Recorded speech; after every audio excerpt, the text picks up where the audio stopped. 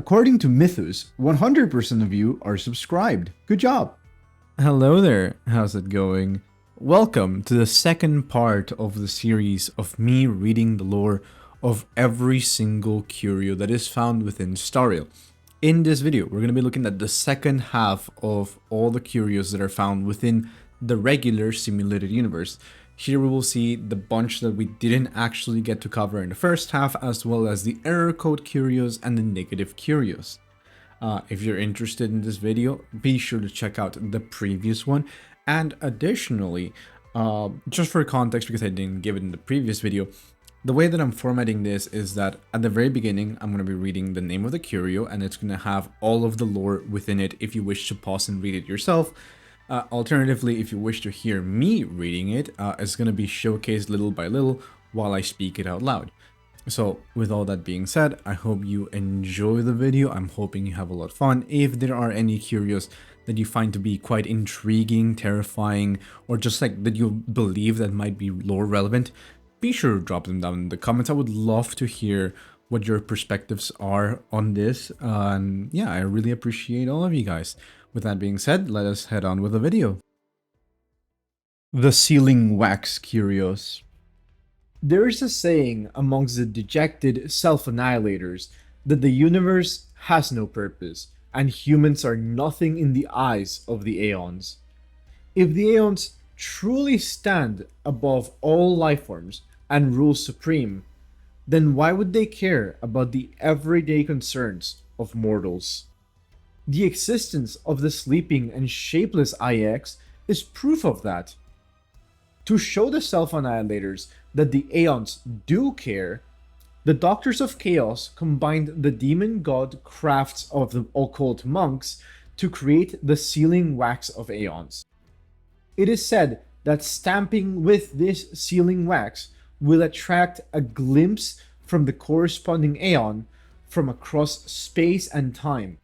There are no successful examples yet, but some self-annihilators did regain their faith in the universe, Aeons, and everything else after stamping with these sealing wax. In all honesty, this might be one of my favorite curios, just lore-wise, because it involves the whole concept of the Doctors of Chaos trying to fix the concept of nihility. Though I do find it really funny that they have a stamp for the nihility itself. So theoretically speaking, they could just grab someone who's healthy and make them depressed. The idea of that being a way for them to test on subjects is kind of terrifying, but like the fact that they have that means that it's a possibility, right? The Shattered Starbait.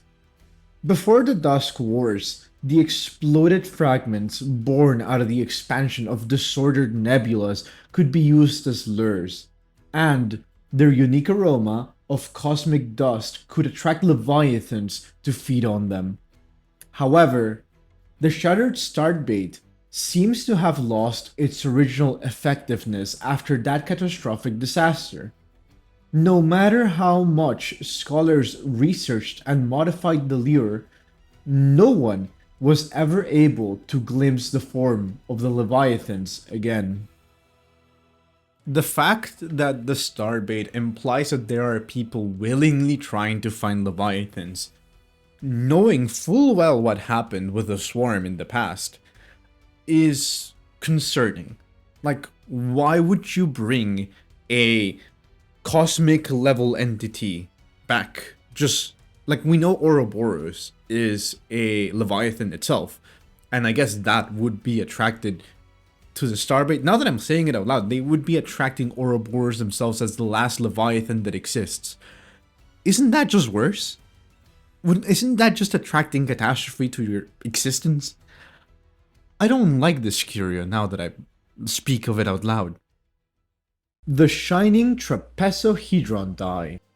This die has irregular sides and a wondrous light that twirls unrestrained within it.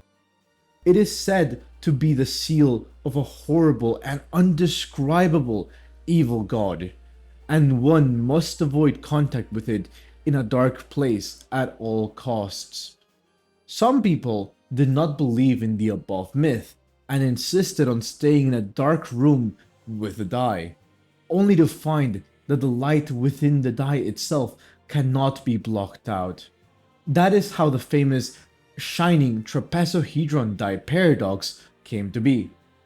You cannot prove something that cannot be proven. The Silver Coin of Discord. The technology division of the Interastral Peace Corporation is adept at unearthing products with commercial potential. When the Interastral Communications Network was just being established and the supply of antennas fell short on demand, the IPC quickly recognized the latent need for this item in the cosmic market. An ingenious plan was born. Since silver's exceptional malleability allowed it to be stretched from 1 gram into yards of antenna, a researcher devised a silver coin of discord that split itself infinitely, dramatically increasing the quantity of silver available to meet demands. The IPC then melted these coins into antennas and exported them throughout various star systems, enormously advancing interplanetary communications. The Society Ticket. Genius Society member number 56, Elias Salas, once had a beautiful dream. He wished that the geniuses of the society could come together and happily converse about their lives, loves, and dreams.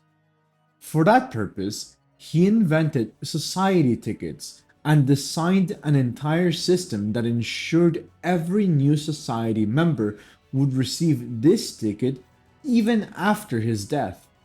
This ticket would instantly teleport the user to a specific dimension decked with festivities.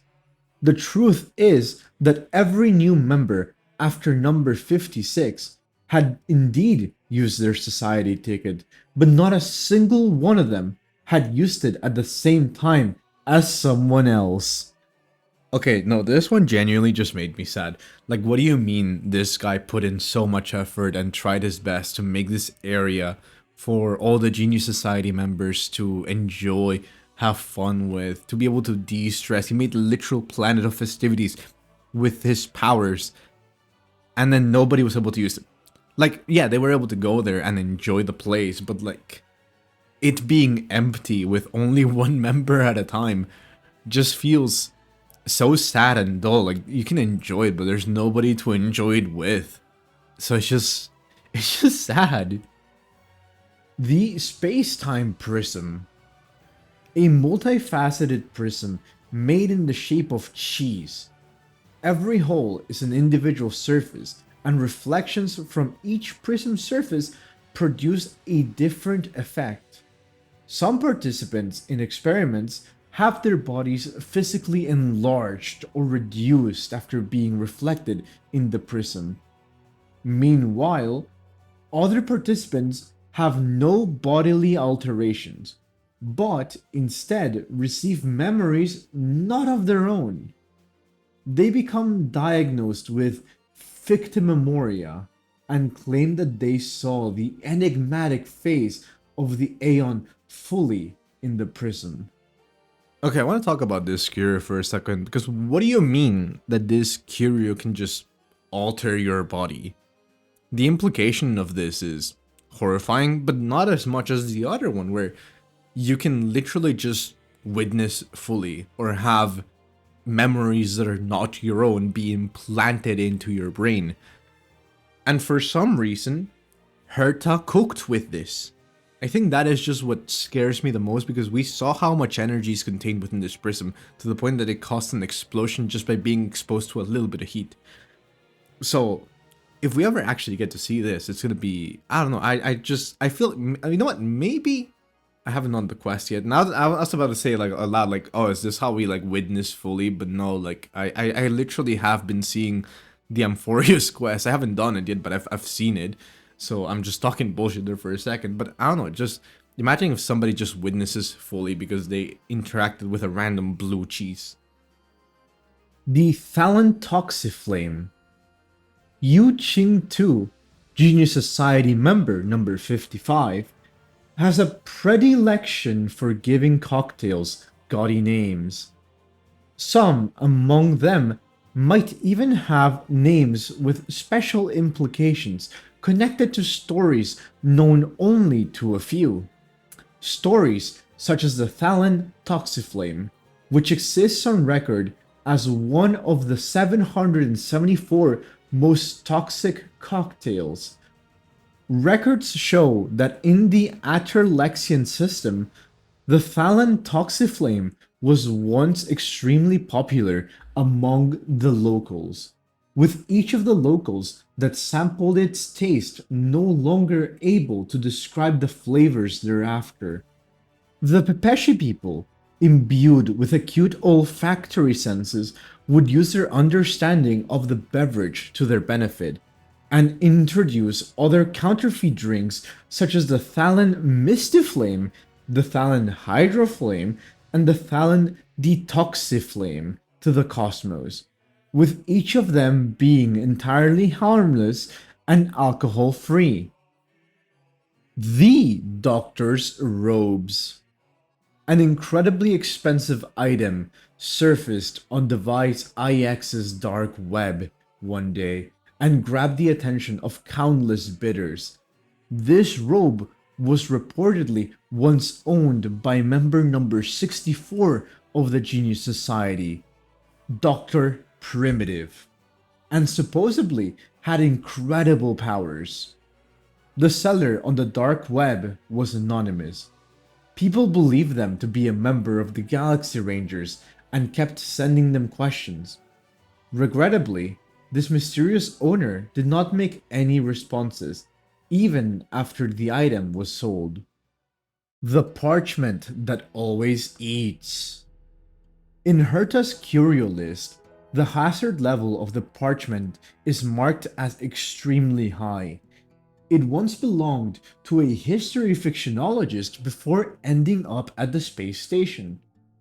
The Parchment feeds on the history of humanity, its greedy tongue churning the collective subconsciousness of civilizations to pieces.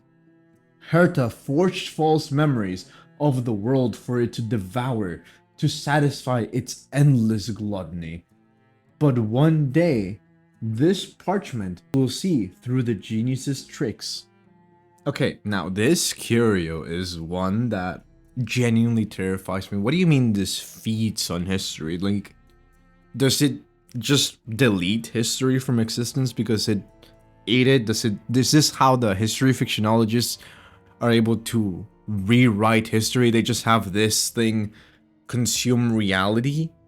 Just again, I know I might be overthinking too much a lot of these curios because they're not really supposed to be something that you're meant to read, but the idea of this being something that permanently shifts reality is genuinely terrifying and kind of comparable to what Jade would do because, okay, this is one of the things that I still feel like I want to rant about. There was a moment where Jade kind of altered reality to the point that like that one gambler would have infinite luck but would not be able to make any connections anymore in the future, would be like disowned by their family, something like that. Like, if this is something that is just a potential thing that is in-game a power to just rewrite reality, that is concerning. The Pinkest Collision. Yu Ching Tu, Genius Society member number 55, has a good taste in music. On account of her fantastic friendship with Ruan Mei, she once made a drink, to which she gave an eye-catching name taken from the title of her favorite ancient Amber Era music, as a gift to the other woman. The drink Yu Ching Tu concocted, named the Pinkest Collision, was proven to be non-toxic, but a mixologist once spent days trying to recreate its formula, seeking to prove that the beverage was made from various insect carcasses, insect spores, carapaces, and phosphorus. He concluded that this drink may possess hallucinogenic qualities. The tonic of efficacious chaos. The Doctors of Chaos can't see the point when it comes to meaningless demonstrations of rebelliousness. They once placed the fang of an Inquisition spirit, Baviru Mukus, and the blood of the Wandering Devil within a tonic of efficacious chaos before touching it to the head of a telepathic spider to seal the tonic's opening. The Doctors of Chaos believed that this tonic can work wonders when treating a patient's loneliness, but it also makes them grow increasingly hostile towards the doctors at the end of the process. Its side effects can commonly cause self-annihilators to behold the shadow of nihility. I feel like every single time I look at a curio belonging to the Doctors of Chaos, I have to look at it with a lens of this people say they're trying to do things for the greater good, that they're trying to remove IX's influence from the world. But at this point, I feel like they just keep creating more shadows of nihility and doing worse things. Like, at this point, I'm now even wondering if IX is even, like, to blame for most of the self-annihilators. Because at this point, it just feels like the Doctors of Chaos, in wanting to learn more about the self-annihilators, they keep creating more. Like, what the heck? Typical Genius Society gossip. Herta's EQ is too low, and Scrollum needs to learn more common knowledge regarding organics. Fans of the Genius Society are always arguing over the various geniuses, and they often find themselves squabbling over things like Stephen Lloyd's actual age. Some believe he is a middle-aged man, while others maintain that he is just a child. In the chaos of their arguments, fans have brought forth an interesting anecdote to note. It is said that the being known as Mad Scientist among the members of the Genius Society was once rumored to be a man. No one expected a female scientist, let alone one possessed of refined manners. As such, the fans learned from this experience and posed a new question. Is Stephen Lloyd's gender also a fabrication? The Void Wick Trimmer. Few would use this candle wick trimmer on real candles. This is usually reserved for purposes more cruel, dark, and painful. This trimmer does not cut anything material. It cuts the heat within living organisms' hearts, the motivation named passion. If the Void Wick Trimmers trims at your heart, you will feel no pain, only apathy. Yeah, I don't think I need to give more context on this one. It is just terrifying. The Warping Compound Eye. There are two types of Nameless. One type enjoys the mysteries of the unknown, while the other tends to trailblaze through the universe with a plan. The latter created the Warping Compound Eyes with the power of Akivili. The light of these gadgets can warp forward to the stars ahead of the user and bring back news from new worlds. For the Nameless who travel alone, Warping Compound Eyes are irreplaceable tools that prevent the Nameless from plunging headfirst into worlds filled with ambergris cheese. Okay, I briefly talked about this curio in the past in one of my videos, and I do love the idea of this being a sort of parallel between the Trailblaze and the Finality, where there's people that really need to know how something is going to end, and it kind of defeats the purpose of the Trailblaze, but at the same time it also makes sense because trailblazing means to begin something, even if it is with or without an end in mind. So just having this be a potential link between the Trailblaze and the finality is something that genuinely fascinates me.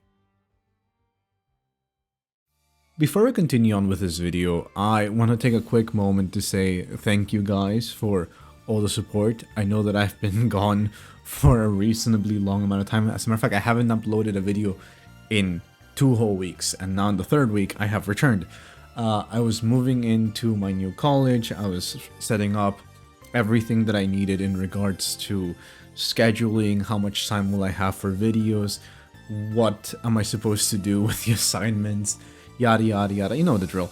I finally am in a point where I feel like I can go back into video editing and not feel like I'm being pressured by my schedule, especially because now I finally like organized everything. Time management, it is important. That being said, I have really been missing you guys, so I hope that we can have amazing conversations once again. It's always a delight to be able to interact with you guys and talk about the lore, about like Curios, design, characters, what you guys enjoy about gameplay, etc, etc. It's always been a great community having you guys here, so I hope that we can continue to build upon it and keep having so much fun. And I'm glad to be back. With that being said, I also want to just give a quick reminder, if you're enjoying this sort of content, feel free to hit that subscribe button. It's free, it only takes a second, and if at any point you feel like you're not enjoying this, or like the quality of my content just drops, you're more than welcome to unsubscribe. It does show me that I'm like slacking off and not doing the things that I should be doing. So yeah, no, like again, I just say I'm thankful. I hope you all are having a wonderful day. Sorry for, I'm just like a little bit nervous. I haven't recorded in a while, but yeah, no, like, excuses. I'm just thankful. Let us continue on with the video. The corrupted code. There's no indentation, random line breaks, and even the names of variants and functions are incomprehensible abbreviations. It is so ugly to the point that you can't proofread it with a naked eye. But what if it works? The elegant code. You would feel delighted just by reading this code, but taking it with you still bears terrifying consequences. Not a single extra character. This is a piece of art. The infinitely recursive code. You're almost certain that running this will cause stack overflow, eating up all available memory. But doing so will give you loads of cosmic fragments, so why not? My almighty mechanical duke, I do not understand why you tolerate so much heinous codes in your impeccable project. Premise: perfection is the opposite of mistakes. Question: is the real universe perfect? Answer: negative. Conclusion: simulated universe should not be perfect. It must allow mistakes. The mysterious code. It's a risk to run it, but writing it was a sin. Who wrote this? Can I charge them with deliberate assault? The normal code. This code might get away with its logic, but that is achieved at the expense of time and spatial complexity. It's alright. The users can't tell the difference anyway. If anyone whinges about lag, we just tell them to upgrade their RAM. The odd code. Your instincts tell you that the code should be okay, but they also tell you that your instincts can be wrong. This here looks like an infinite loop, but we can always try to run it anyways. The Black Forest Cuckoo Clock. After the end of the second machine crisis, many robots became very anxious and were sensitive to any possible conflict. A rumor claiming that mechanical lifeforms will bring about the final disaster immediately drew attention of all the robots, and they formed an expedition team to scout unexplored lands 3 times. They reach the island at the southernmost tip of the land and drag out the rumor's creator from a forest enveloped in utter darkness. A master artisan who hid in the mountains to study evil technology. This is one of the curios that I've been wanting to talk about because I feel like we have heard a lot about the Black Forest, but then when I went to double check information and I wanted to like learn more about it, there's nothing. There's like 2 curios and like some of the simulated universe events, and that's about it. I could have sworn to you that there was more information, but at least that I could find, there isn't. The only thing that did I find to be really intriguing was that in one of the occurrences in the simulated universe, they mentioned that the Black Forest has purely inorganic beings, which is very concerning. So we really do hope that we eventually get to learn more about it and that it could potentially be linked up with whatever storyline they try to do with Screwloom or even Pearl, because they're both Intellitrons, and I feel like it would be nice for us to learn more about technologies through them. The Divination Cuckoo Clock. Every day at dawn, this cuckoo clock will spit out a piece of paper with poetry written on it. All the sentences in the poem are composed of jargon from ancient mathematical systems. Some believe these poems to be prophetic and claim to be close to deciphering them, only for the clock to suddenly disappear. The possibility of foretelling the future is already priceless, and everyone is hoping for the clock to once again be circulated in the market. If that ever happened, all the riches of the universe would pour towards the clock. But there are also those who think it is only an artistic cuckoo clock designed to be good at writing poems. The Fission Cuckoo Clock. After receiving an omen from the finality, the cuckoo clocks connected to the cataclysm suddenly appeared in the Black Forest, causing blockchains of inorganic entities to break up for reasons unknown. A nameless, intruding in the forest, however, began collecting the clocks for reasons related to passion, and was determined to bring the clocks back home with them. The sundering cuckoo clocks constantly split during the journey, and in the end, the ship of the Nameless was filled to the brim.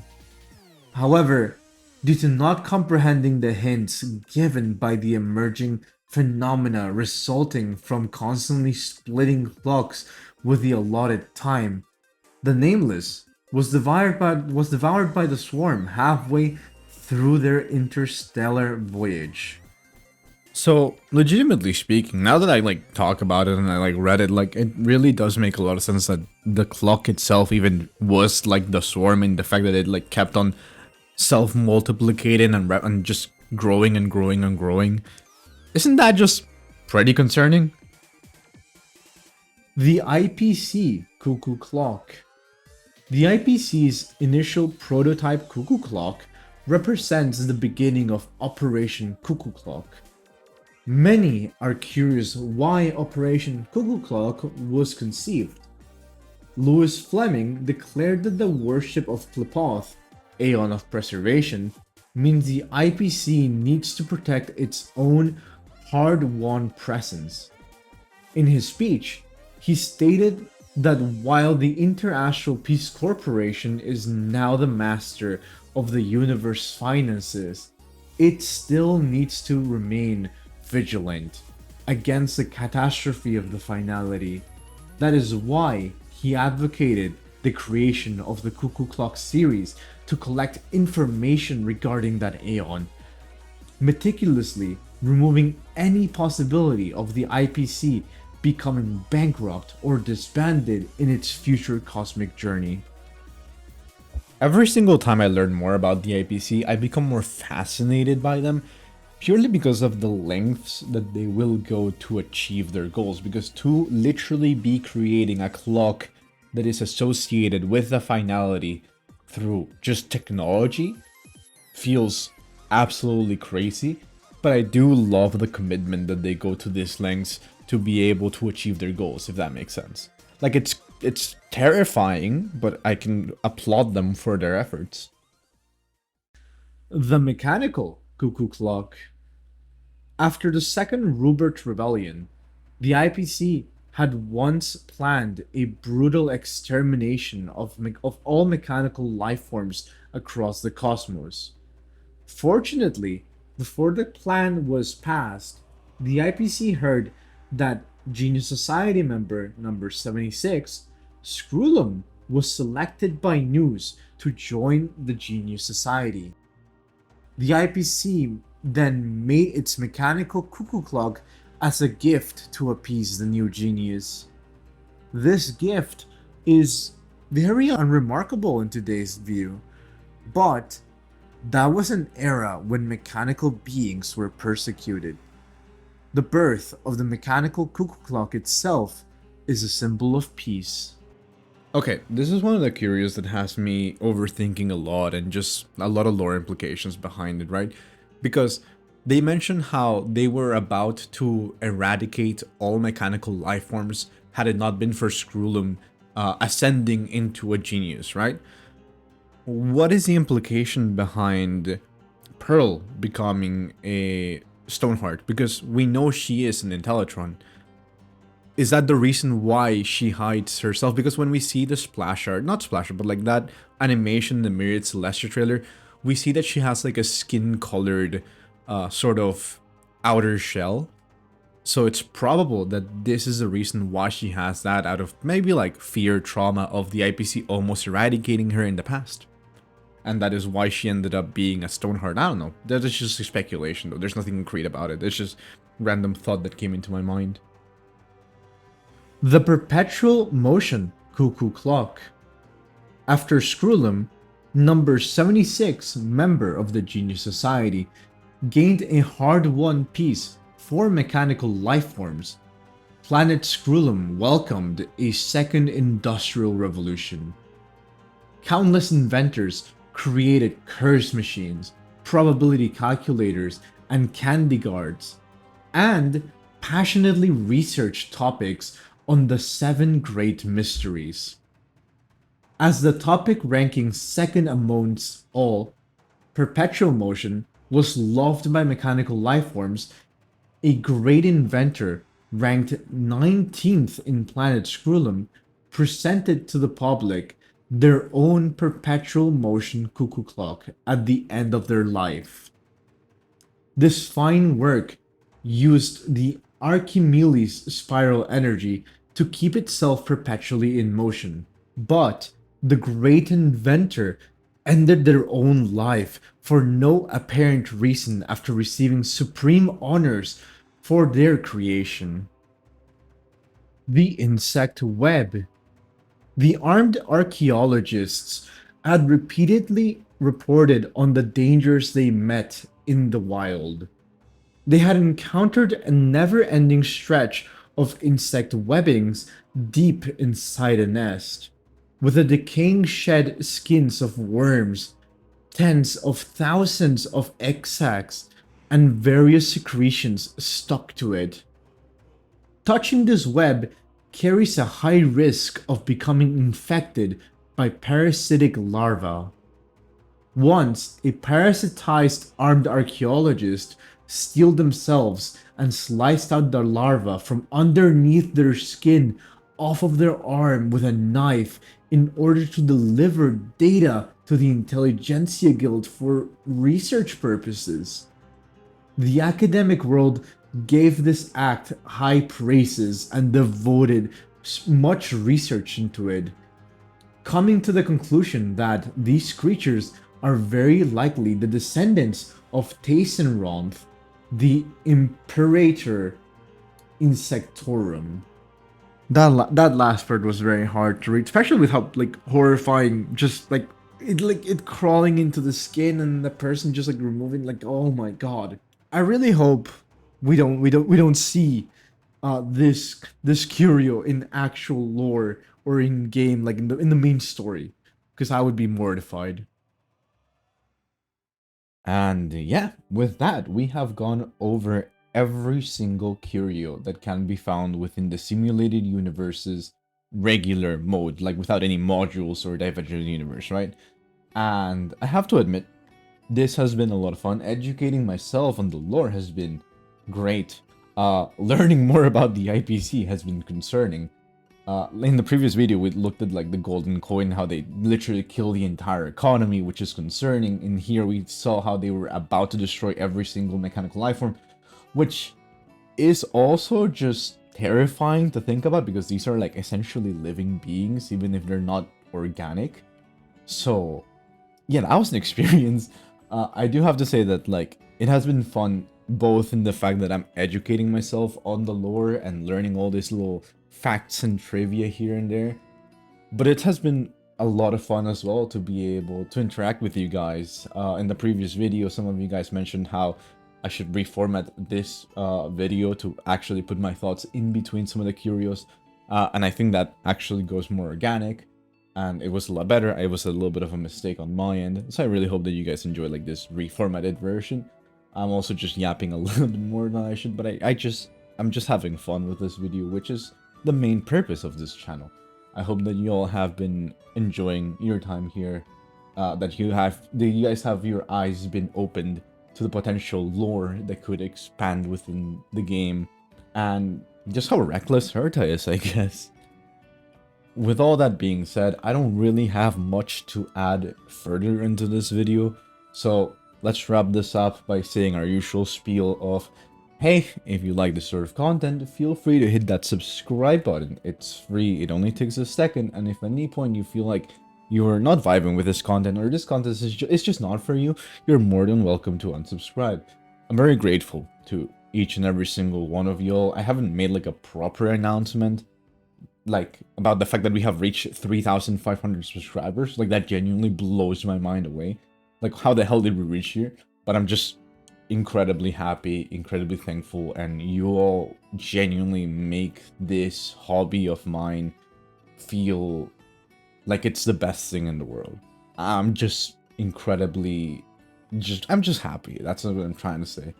But yeah, you all have a great and wonderful rest of your day. I'll see you guys around. Bye-bye.